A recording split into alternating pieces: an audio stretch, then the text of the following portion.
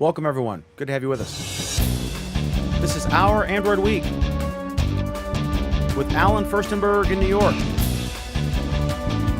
Bruce Turner in Lynchburg, Virginia, Duke Carrico in Kingsport, Tennessee, Cadeas Kalut in North Beach, California, and in Menifee, California, Pam Azure. Welcome to you all to Our Android Week. So, hope everyone had a good Memorial Day and got to spend some time with your family and friends and that sort of stuff. We did. That's why we're not here until tonight. There's that. But welcome to you all. And I wanted to begin our program just with 3 quick stories. The Google Play site has a mobile optimized version, which is good. Although I don't know what circumstance you would have an Android device and not have the Play Store. I don't know if that's...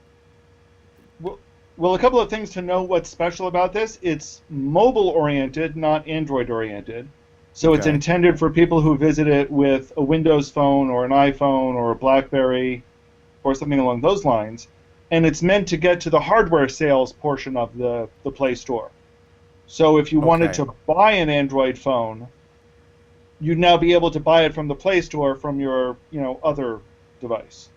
Okay, so if you have a phone that will not run the Play Store, then you can use this to get, because as Alan mentions, the Play Store is not just Android apps. Okay, cool.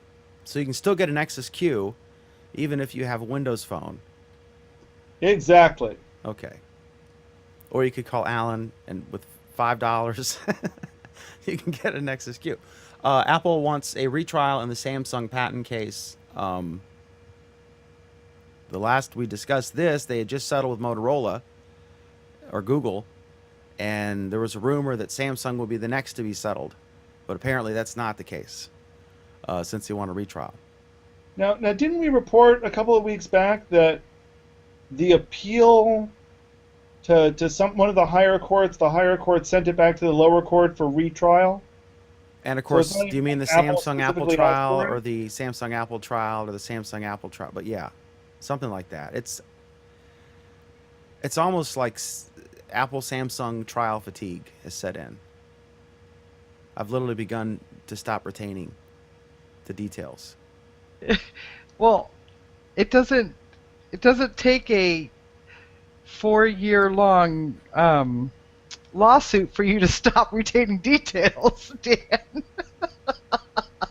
But yeah, welcome everyone. Please welcome my wonderful friend Pam.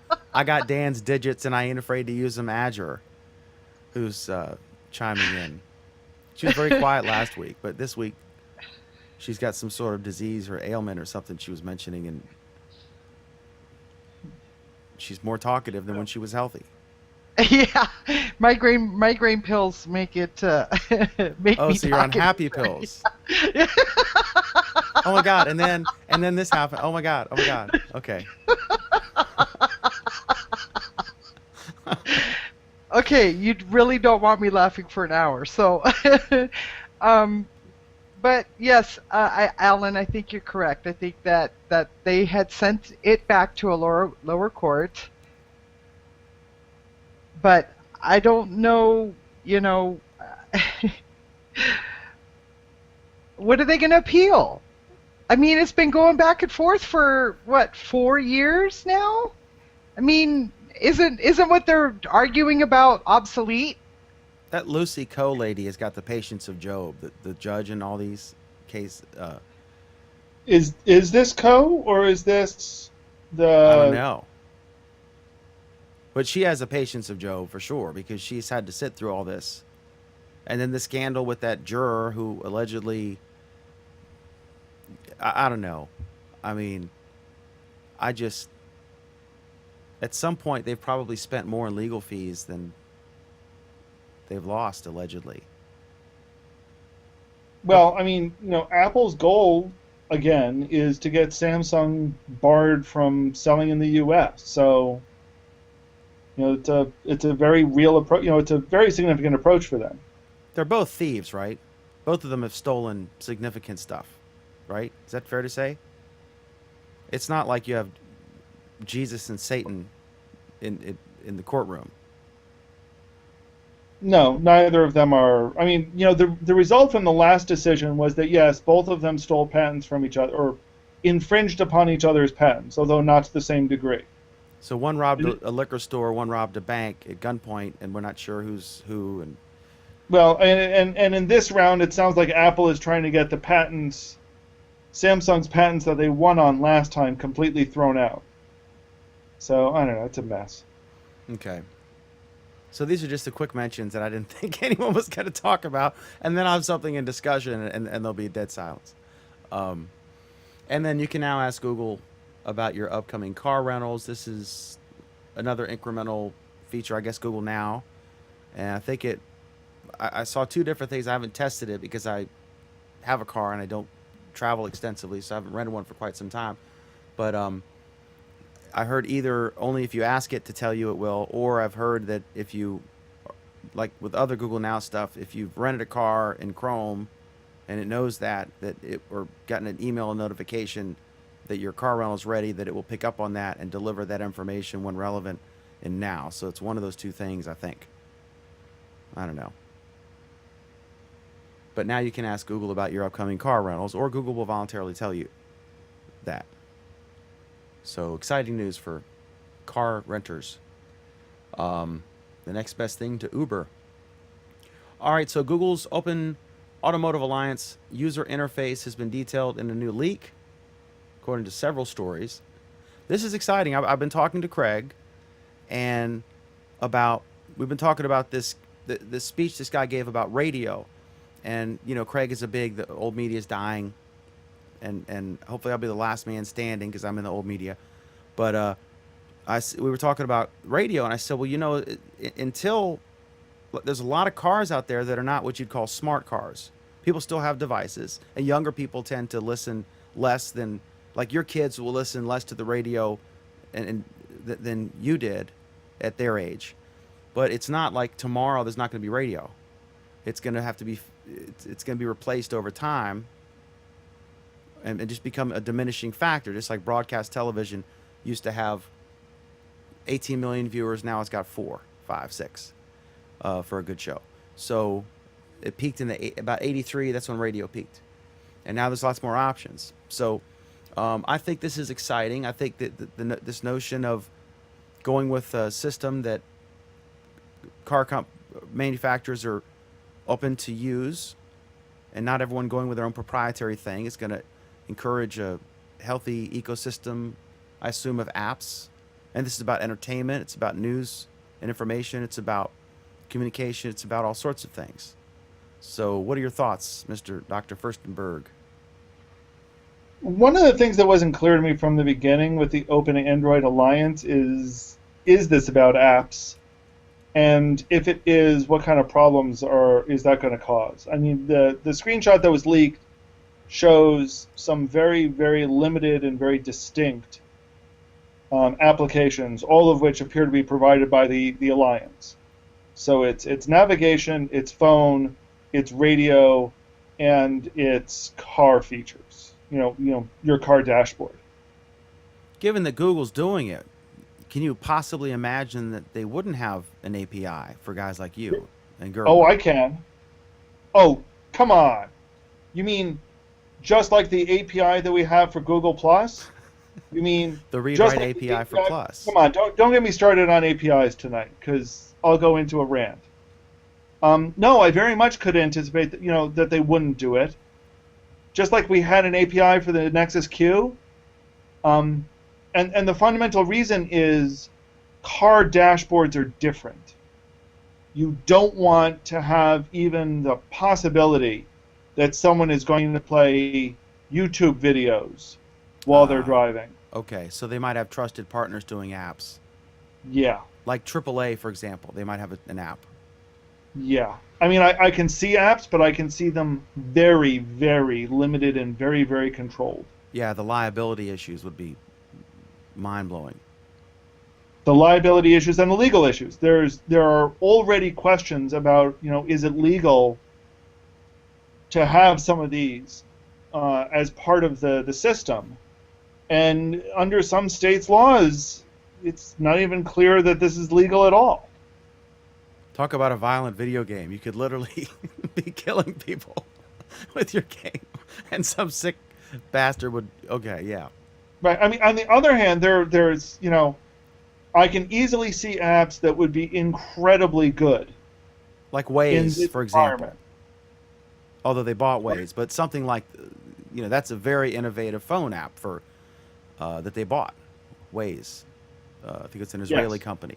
That's an example of an innovative thing. And when you're actually in the dashboard, I think the best case currently of this sort of thing is in the Tesla, where they've got a really big, I don't know how big it is. I think it's like 15 inches or something crazy. You guys can correct me. And please comment. We're looking like a big tablet built into the dashboard of the car. So this is exciting, and hopefully this will be an aftermarket add-on option as well. So it won't just be if you get a new car. We'll be able to get our old 83 Oldsmobiles up to modern standards, Alan. Pam, do you think... I would not bet on it. Pam, are you excited about this, to have a big fat phablet in your car, or the equivalent of something, and it telling you all sorts of things? Your lights are on. I remember Eddie Murphy, the sketch. Someone stole your battery. Are you seriously? Alan just tried to speak Ebonics and failed. Are you seriously asking me if I think it's a good idea that? Well, I know you're big into distracted driving topics. Looking into things to make drivers even less attentive to the road. No, Dan, I'm not excited about that at all. Is this the same Pam who used to scold girls in the 80s for fuzzy dice? I can't wait for the California legislature to add that to the list of shit you're not supposed to do while you're driving.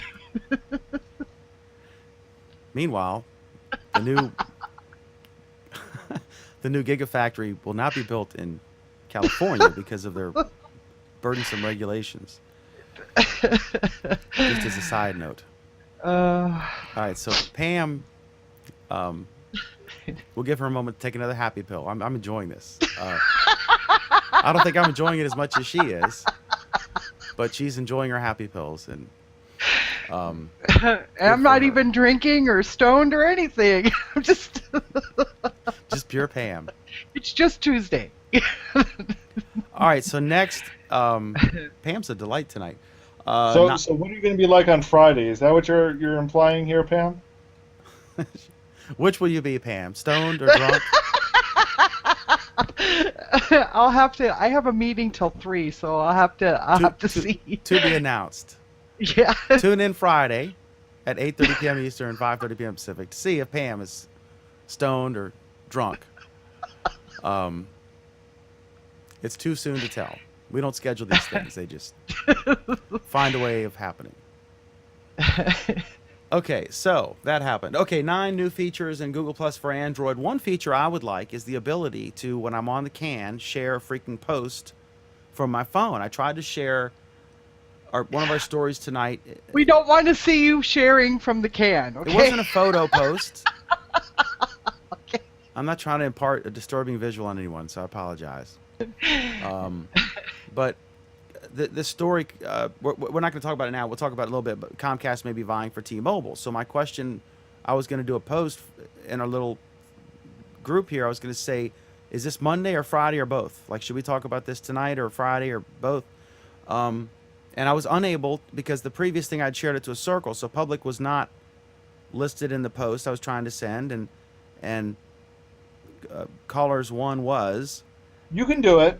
And I could not figure out how to remove the one circle and just make it an add public. It was very frustrating. It's possible because I've done it multiple times. You need to click on where it says public. You need to click on the down arrow and select something else instead.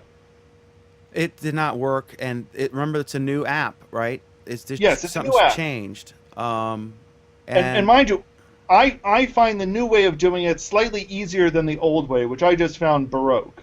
I like the old way where you would type in PUB and you'd get public and you'd select it. Then I'd type ALLE and I get you. Although some names you have to type like almost their entire name before they pop up, even though you engage with them frequently. Like Craig Ship complains that he has to type, Dan space MCDE before he gets me. And I'm the most frequent person he communicates with both ways. It's ridiculous. He gets all these people he's never heard of first. I never had that working on the old one. I always had to go into something that went like 5 levels deep to select people, and never worked correctly. This one works slightly better from my experience, so we can walk through it. But okay. I've actually seen a lot of people complaining about a number of things that you can't do on this version that they thought you could on previous ones. Like share a post? No, because I'll show you how to share a post, because I've seen that one. Alan, could you teach me how to share a post on Google+? But things like you can't tag people in photos anymore. Huh. One of the 9 features they claim are auto awesome stories, which we covered on Friday night a little bit. That auto awesome movies are now available for more platforms, including iOS and the web, but I haven't seen how to do that yet. Animated GIFs and photo booth style images on demand. So you can either select motion. It no longer can only do auto motion and auto mix. You can now specify motions and mixes of your own, which is kind of neat. I've gotten that to work okay. Big photo libraries used to have serious problems, and they're now better supported. And along with that, you can browse your entire photo library by date. So there's now a date control there. Profiles now display the total content views, which is a feature we had on the web for a while. Now it comes to Android. New navigation menu makes it easier to switch between your favorite circles and communities, as well as other places in the app. I've seen a lot of controversy about this one. This is basically almost all of the navigation moved from the slide-out navigation to this new slide-down, choose everything or choose some of these other locations, which is inconsistent with how the web one works. And you can go back and forth arguing whether or not this is the correct UI for the mobile device. It's interesting. I'm not sure it's all that great, but it's interesting. Did you have thoughts on this one, Dan or Pam? I didn't. I mean, I don't know. They've had so many cool things like Google Now or whatever that this seemed kind of incremental, but nice, I remember when they were just pushing out stuff like crazy. Like Stories was a big deal. The Google Stories Plus feature. is a big deal, but I don't want to go into why it was, launched about 6 months too early. You can say the same for Google Plus. Just kidding. Not really. See, here's the thing. They say it's a lot easier to share content from your phone or tablet. I host 2 shows, one about Android, one about Google Plus, and I'm unable to post from the can with the new Google Plus app. It was impossible for me to post it publicly. Maybe it was using GPS to determine that I was on the can and was worried about the contents of my post, and that's the reason I was unable to do something. So Google's even smarter in ways that we could never have imagined. Maybe it's just the sensor that they have in your toilet. This is so going to get on the reel, this clip. The highlight reel. When I go to CNN, I'm going to play my highlight, the best of this crazy shows.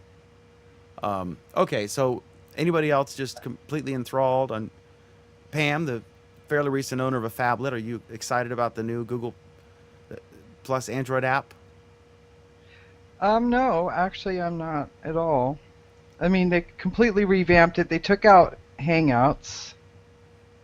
You now have to go to the separate Hangout app. You can't respond to Hangouts within the app. I don't like that. I've never been able to easily share anything from mobile. I don't know how some people do it. Some people are like, oh, I'm full mobile. That's all I do. I never do Google Plus from a desktop.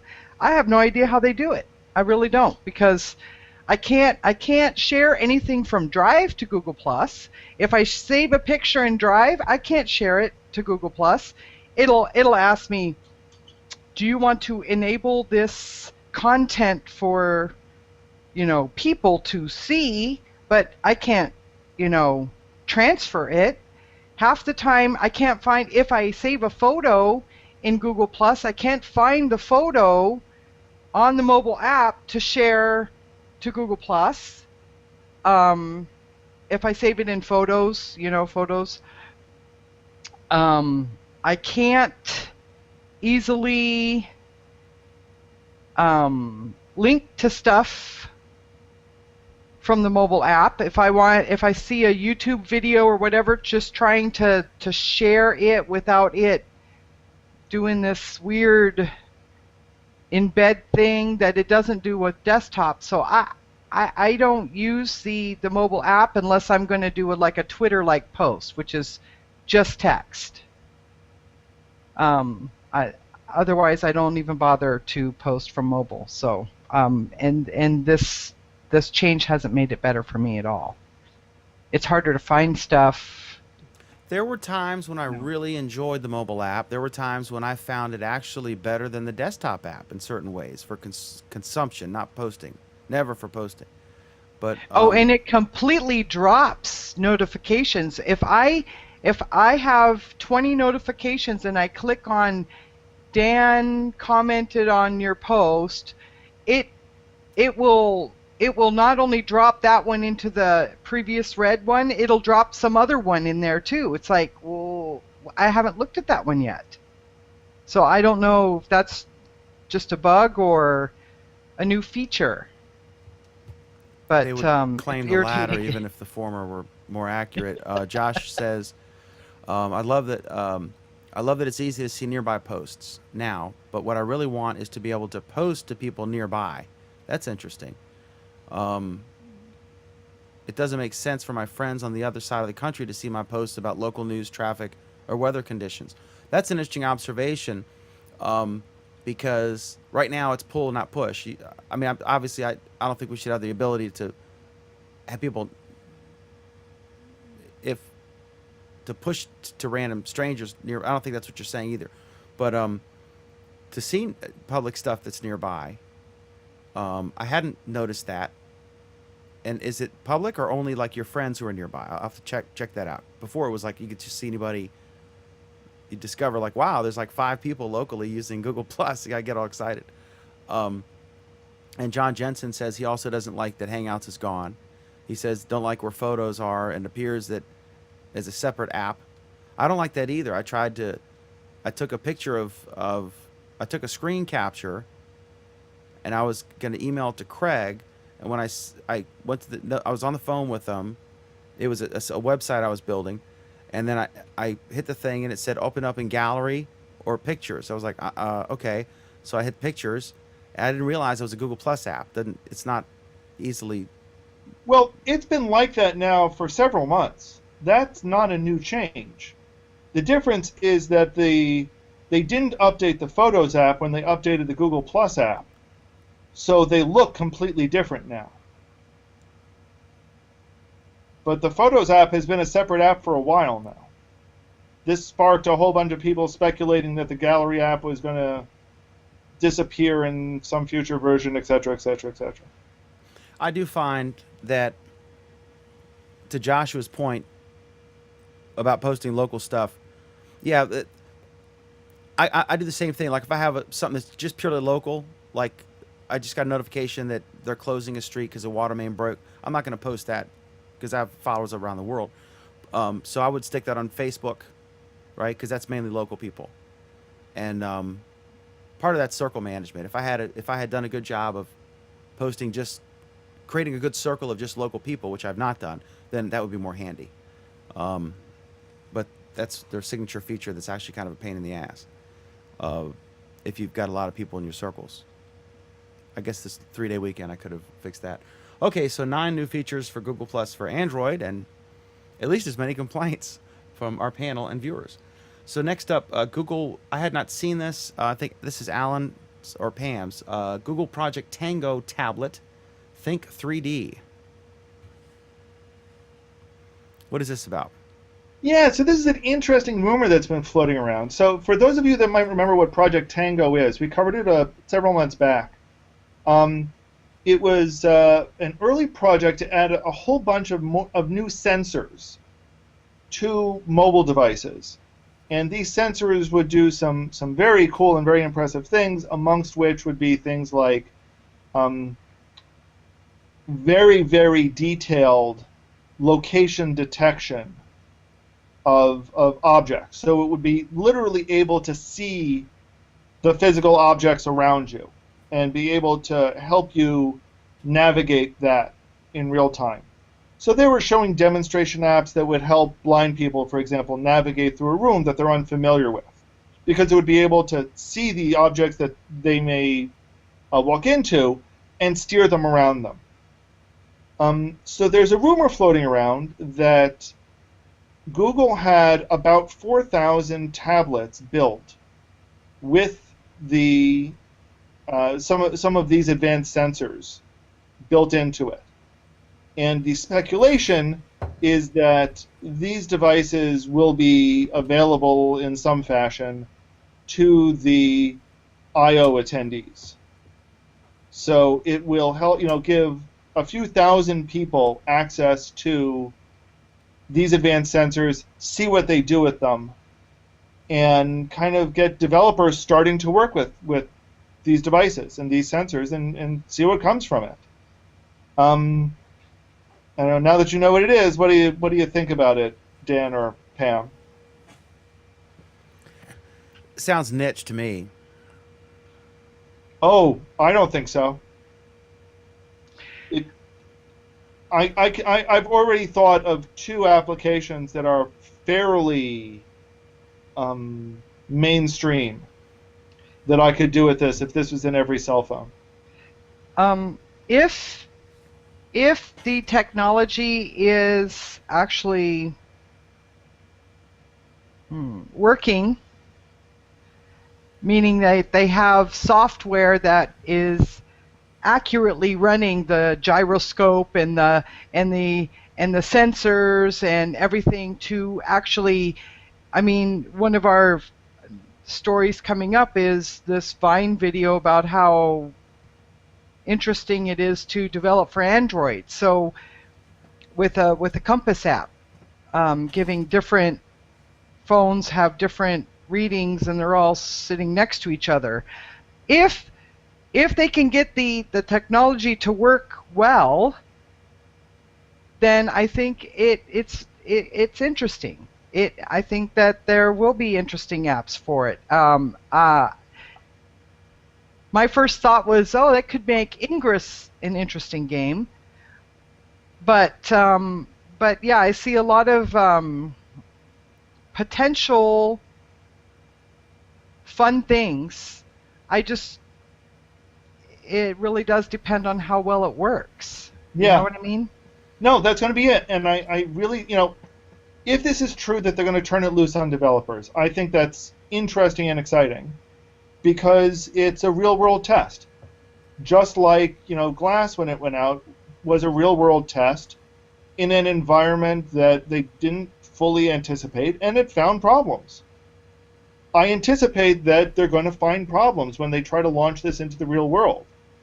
But that's a good thing. You want people who are going to play with it and find those problems. Speaking of... Now, if they can incorporate this into Glass, that would also be very interesting. It would be interesting. I wouldn't count on that kind of integration off the bat. In fact, it would be really interesting. The biggest reason why not is... battery life. Well, 2 reasons. Battery life and size. Yeah. One of the reasons they're talking about putting this into a tablet as opposed to a phone right. is you've got the space in a tablet. Right. And a gyroscope really does need some spatial movement. Yeah. So it does need some kind of space, no matter how small it is. You have to have a 3D space for it. Now, I mean, glass has a gyroscope in it, but it's not a very good gyroscope. At least partly because having having that sort of thing in that size space, in that location on your body, doesn't work so well. Right. Having a compass there, it's a little chancy sometimes. Yeah. I can't stop thinking about that Saturday Night Live skit where the guy was like,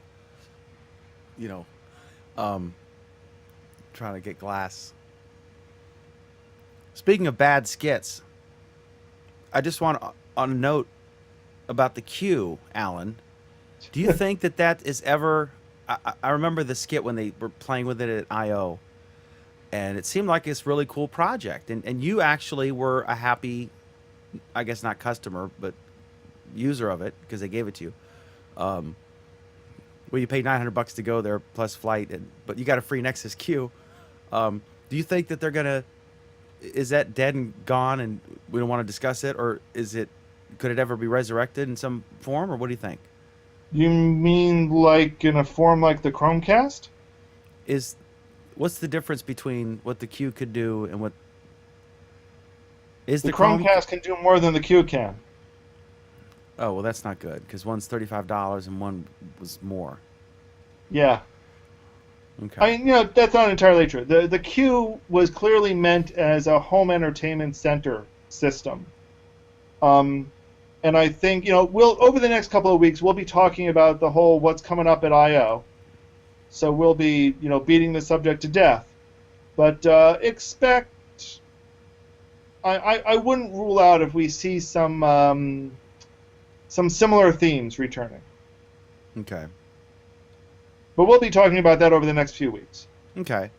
All right, so next is a price is rumored, or Motorola had a contest, and it suggests that the price of the Moto 360 could be $249, which is about where most of us came down, I think. I think Cadeas was a little higher. But in my mind, if it were $99, which is, there's no way they could do it for that, at least in this first iteration, it would be the hottest Father's Day or Christmas gift in the country.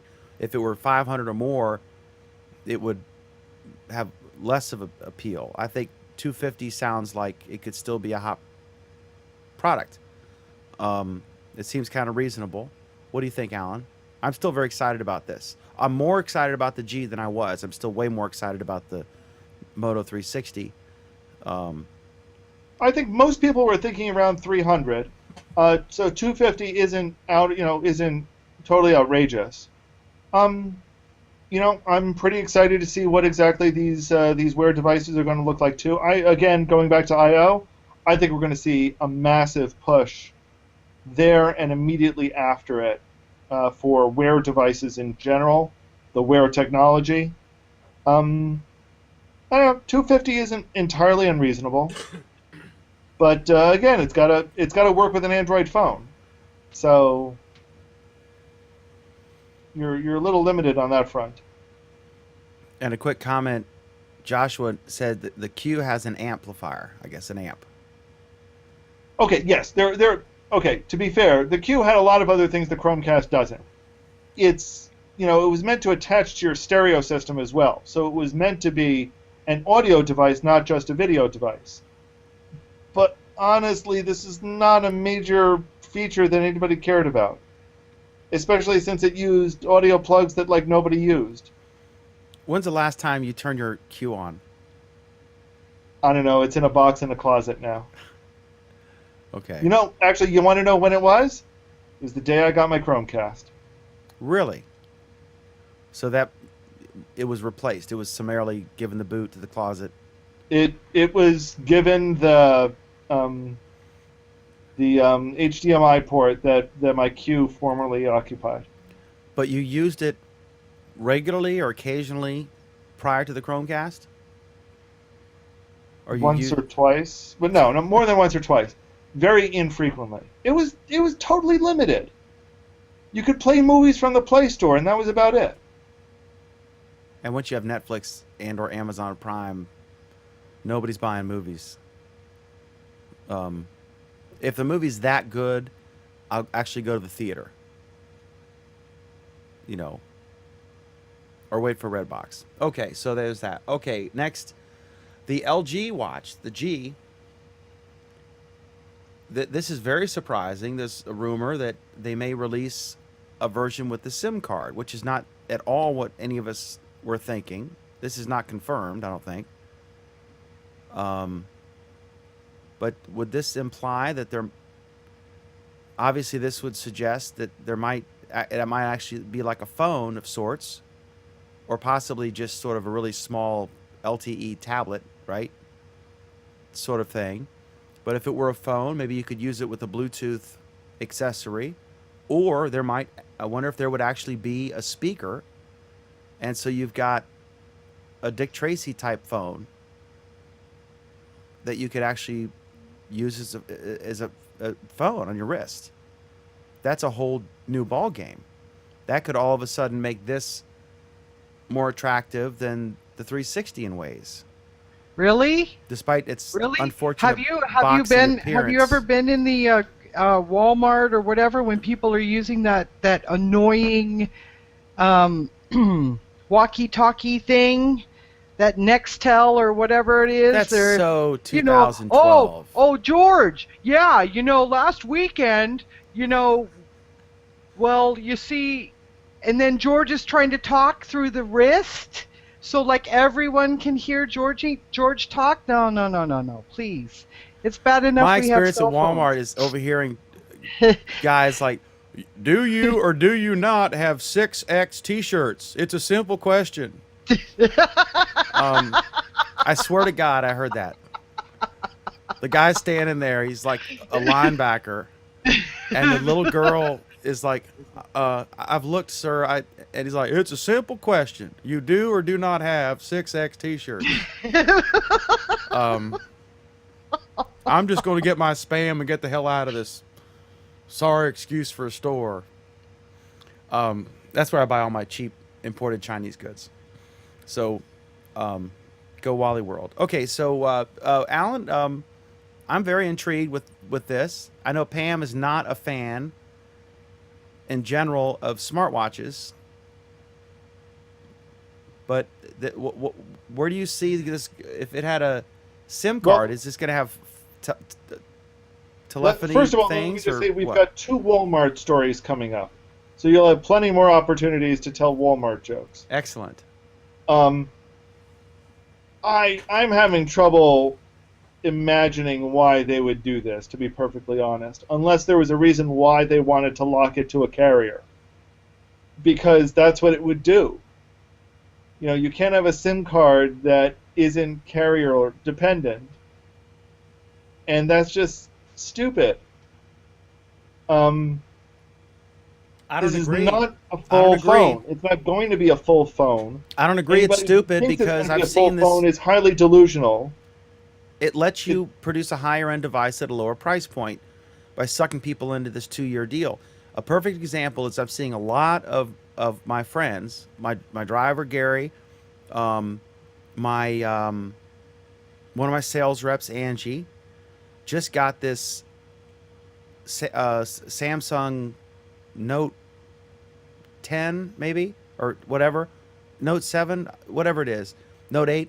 It's an Android tablet. It looks very similar to my Nexus 7. It's Sprint selling them. You get the tablet free with a 2-year deal. You pay $15 a month for 1 gigabyte, which is fine for most people that are doing Facebook and email, that kind of stuff, and browsing the web occasionally. They're not really doing net. You don't want to do Netflix and YouTube on that if you only have a gigabyte. But a gigabyte's fine for that, and they're selling like hotcakes. And so it ends up being $360 over 2 years. So you're paying $50 a month, and you get a free tablet, especially if you're a feature phone person. Like Gary has a feature phone. He's never had a smartphone. All of a sudden he came in. He was proud with his new Android tablet, and I got him all set up. Showed him what the Play Store is and all that stuff. Well, he's going to feel like a fool when he reads the next two stories. Okay. All right, so we're good on the watch? I think I really have a hard time believing they're going to manufacture it like this. Maybe, but it seems really unlikely given the expected capabilities of the watch right now. Okay. But the second set of pictures was more impressive. I was pretty hard on it when it first came out. I still like the round functionality, the round look of the Moto 360. We'll find out in less than a month. Absolutely. So next is Hisense, which rose to fame. It's one of these names you never heard of until Walmart picked them up. I think Vizio was like that. I think Vizio is now the #1 TV company because Walmart sells Vizio and pushes them. And you'd go in and you'd see like the Samsung TVs and the Sony TVs and the Vizio TVs. And I swear to God, it's like the cheaper the television, the better the picture looked. The fancy ones were way more expensive and the picture wasn't as good. So I have a Vizio here. It's great. I think they're all made in like 1 or 2 factories anyway. But Hisense has launched. Hisense is the company that released, I think it was a $99 and $150 Nexus 7 clone. It was good value for the money, but it wasn't as good as the Nexus 7, which was sort of, at the time, the flagship Android tablet in that size range. So Hisense launches the Android 4.2.2 powered H6 55-inch smart TV at Walmart for $700. So you talk about a phablet. A 55-inch Android tablet is basically what this is, right? Plus it has a TV tuner. You and everyone else keep assuming that just because it says Android means that you have all of the Android features on it, like apps. We discussed this already with the car, for example. Android is very, very rapidly evolved out of that. To the point where it's now just really manufacturers are using Android as their base operating system for everything. Isn't Glass an Android operating system device? Glass is an Android-based platform, and it has very few similarities to a phone.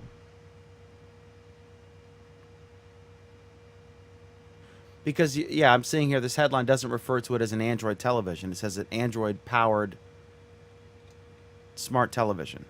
Exactly. I mean, all of these smart televisions need an operating system underneath them. Why not use Android? It's free. And it's got us talking about them, which I'm sure they care about. I'm sure they know we exist. Next subject. Next is T-Mobile and Walmart team up for cheap free 4G for life tablets. Well, that's very interesting. The first time we saw this, I think something similar anyway, was the Kindle, which would, I forget what their term for it was, but you could buy a book and it would activate a 3G connection or whatever and download your book wherever you were. You didn't need to sign up with a carrier. I guess Amazon just made deals with carriers and paid for that and absorbed it as you bought the book. But so what's the deal here? So here the deal is they're going to be releasing 2 different tablets. An Apollo brand Trio AXS quad core for $179, and a 17.85 inch high def display, 16 gig on device storage, 2 cameras, micro SD slot, yada yada yada, 1 gig memory, and later adding another one for $229, which will be the HD Slate 7, HP Slate 7. The big deal about both of these is that they are they're offering 4G connectivity instead of just Wi-Fi. So they come with 4G connectivity through T-Mobile for free. How much, though? At a rate of 200 megabytes free every month. Well, that's more than enough for email and Facebook or whatever. Yeah. And I assume they have tiered plans, and that was factored in. I mean, you could upgrade and pay, right? Yes, you can upgrade and pay. But if you just want a tablet that will work most of the time, hey, or at least for a couple weeks a these are month. good prices. And this will force the competition to be competitive. This is good. This is great for the consumer. Yes. Absolutely. So the Sprint deal, they're comparable. You're paying $360, getting a gigabyte for 2 years. You get a free tablet, quote unquote free tablet. And this deal, you pay about half that. And I don't know how the specs on this compare to the Note 8. I think it's the Note 8 that Sprint's doing.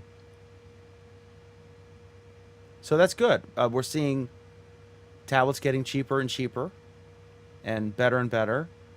And now we're seeing them not just being Wi-Fi devices, and we're seeing it at a price point that anybody can afford, really. So that's excellent.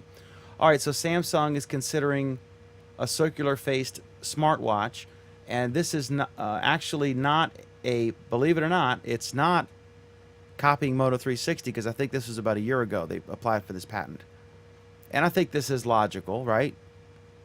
And it's not going to be a dispute, because I think it looks very different from the Moto 360. But I think all the manufacturers are going to come out with smartwatches that look like watches instead of little phones or little tablets. It was just easier to put out a rectangular one, because you already have all those parts. Coming out with round stuff, I think that was one big thing that Motorola was talking about, that it was quite a challenge, because all of their existing stuff, all their factories were designed to build rectangle things, and a round thing is everything's different to try to fit that in there. I don't know. I've said this before. I'll say it again. I really stopped caring what Samsung is doing. I'm really pretty tired of Samsung. I just don't care. I just don't. I used the word fatigue earlier. You kind of get Samsung announcement fatigue, because they literally throw spaghetti against the wall to see what sticks. Yeah, exactly. Next subject. I see Samsung's coming out with a 7.1-inch tablet. It's 7.14 inches. It's the largest 7-inch tablet ever. Okay, so discussion. Alan, I think I don't remember this. I think I watched part of it and got distracted. Try to use your imagination on that. But Epic Vine video shows why developing for Android can be an absolute pain. Without violating copyright, can you do a good job of verbally describing the Vine and tell us what this is about? What this basically was, Pam looks like she actually had something to say about this one. Excellent. Did you, Pam? Okay, Pam's just coughing. So basically, this is from a developer group that showed about 8 or 10 different Android devices sitting next to each other, running the Compass app. And every single device showed something different. Some of the compasses were, pointing like this, some were pointing like this, some were pointing like this, some were spinning around wildly. It was obvious that none of them were working the same. And the commentary that went along with it basically said, we can't trust, we can't use the exact same tools every time, because every device deals with it differently. And that in some cases, it's a hardware issue, that they're not actually using real compasses. They're using other sensors to try to fake a compass, and that's what's causing the problem. But this is a problem. This again, it could be argued this is not an Android problem, since Android doesn't specify how the hardware needs to work. But this is a problem. This is what Android developers have to deal with. This is the biggest criticism you get from folks like Craig, and it's a legitimate criticism. But I mean, that's the price you pay, because Android is an open system. Anybody can make an Android phone. Google has acknowledged the issue and is trying to get more standardization. But But still, this is the price you pay. If you have a closed ecosystem like Apple, they can charge whatever they want to charge, and there's only like 2 different versions of iOS out there, and there's a very finite number of phones that you have to worry about, and everything just works. With Android, it's more people can afford those phones, and there's a wide variety, especially Samsung alone. My God. But yeah, it's a legitimate criticism. Did Pam have anything on this? Have the happy pills worn off, Pam? This is the crash. No. I made my comment earlier about how the different Compass apps were giving different readings and how difficult it was. I don't develop, so I'm not qualified to make any comments on it. Okay. Really. So, no.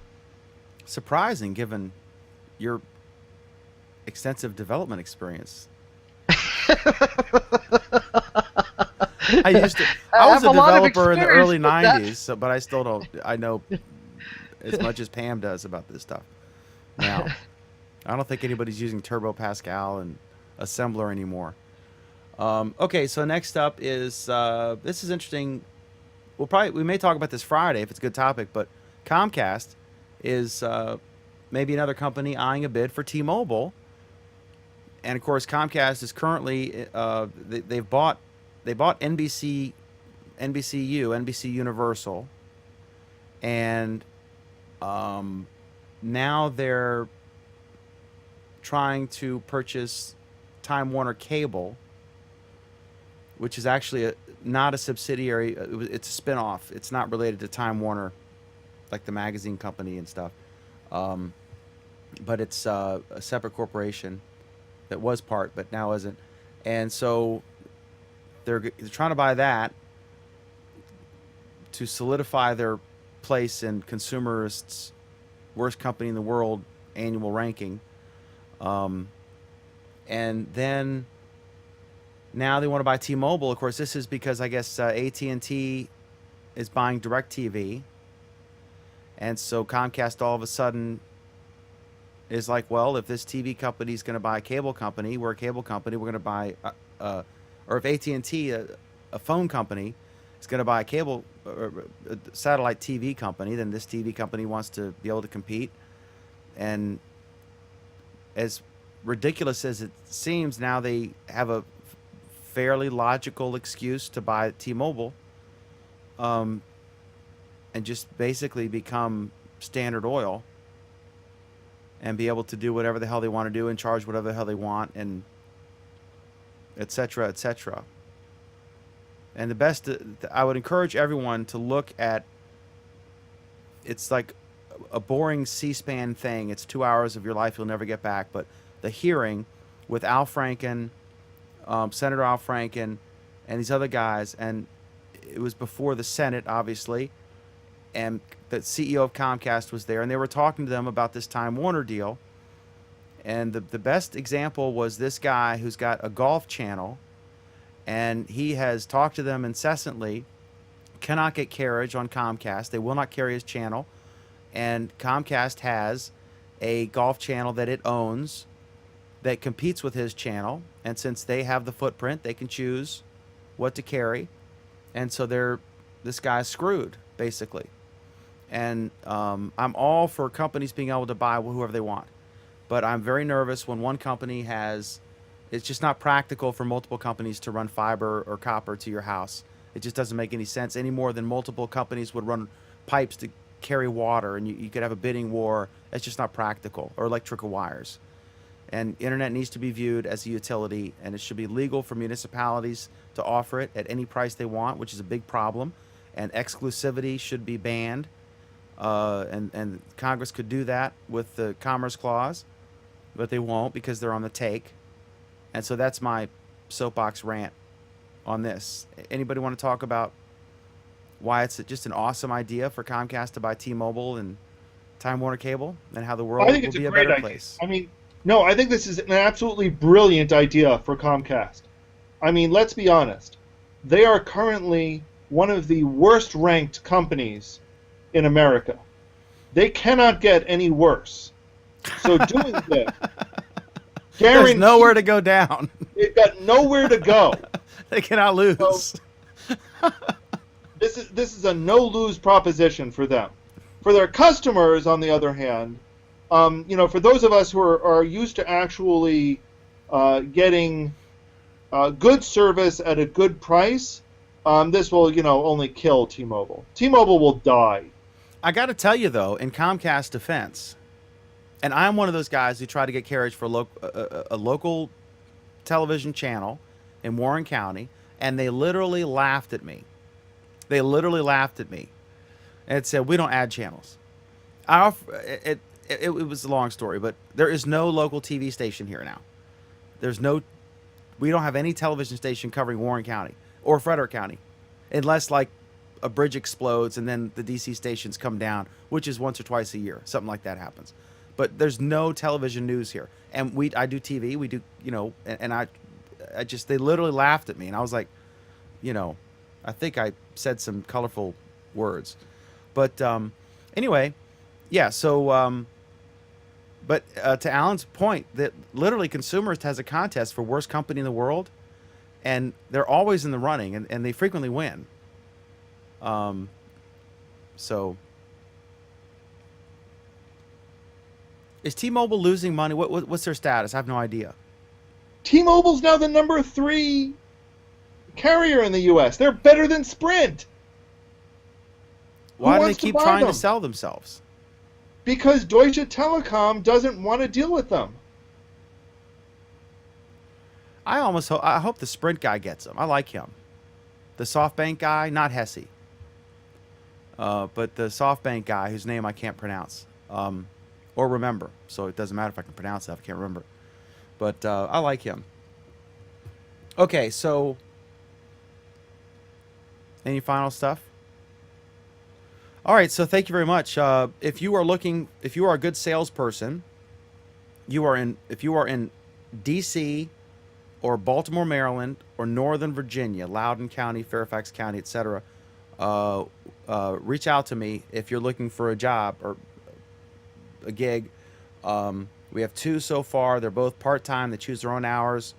They work whatever days they want, and they're both making 6 figures. So if that is appealing to you, and you are in Northern Virginia or Baltimore or Washington, D.C., reach out to me. Let's talk. We have 2 programs. This program, Our Android Week, which is lively and full of happy pills, is Monday night. We were delayed because of holiday. In the United States, it was Memorial Day yesterday in honor of fallen U.S. soldiers. And so we took the day off and came today. But normally it's Monday night at 9 p.m. Eastern, 6 p.m. Pacific. Our other program, the flagship program, the #1 show on Google+, and definitely the longest running program on the platform, is Google Plus Week. And that is every Friday at 8:30 p.m. Eastern, 5:30 p.m. Pacific. And we thank you very much for watching. And until next week, let me try to get the sign off correct and say the right show. Until next week, have a wonderful Android week. We'll see you Mondays, 9 p.m. Eastern.